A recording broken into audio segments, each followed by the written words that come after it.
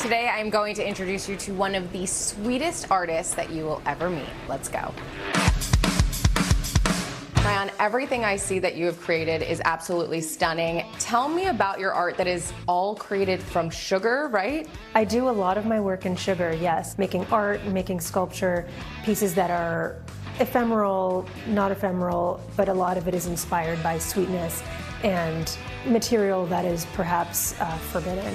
So what inspired you to do all of this? Well, I don't like to do anything small. I like to kind of go big and goofy and push the envelope with whatever material I'm working with. So when I work with sugar, it becomes sculptural. It becomes about, you know, mixing what it looks like with what it might taste like, that sometimes there's like a weird convergence there. A lot of the pieces now that I'm making are fountains. So rather than trying to keep the sugar from melting, which is what it's going to do, of course, in this heat, I'm going with the melting, and it's actually just falling apart and melting into a puddle. And the interest in that for me is that it's about transformation and about going with transformation and what materials might do and understanding them and really honoring and respecting them.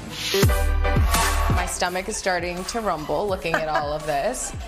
Yeah, your stomach would hurt a lot if you tried eating this because it's not what it looks like. Right. But I have a big sculpture at a show at a gallery called Trotter Schuldner in Lower East Side right now, and it's a big piece that's been melting over time. So I'm going to show you a little bit of how I make this piece. I can't wait to see. I made all of the different parts of the burger. Here's patty one. I mean, the funny thing is that a lot of my work talks about kosher laws and what you can eat and what you can't eat. Kosher really just being a symbol of what's right and what's wrong, really. During the pandemic, I thought a lot about that, about how everyone had their own version of safety and their own version of what feels good with personal space. And so I think a lot about what things can go with what.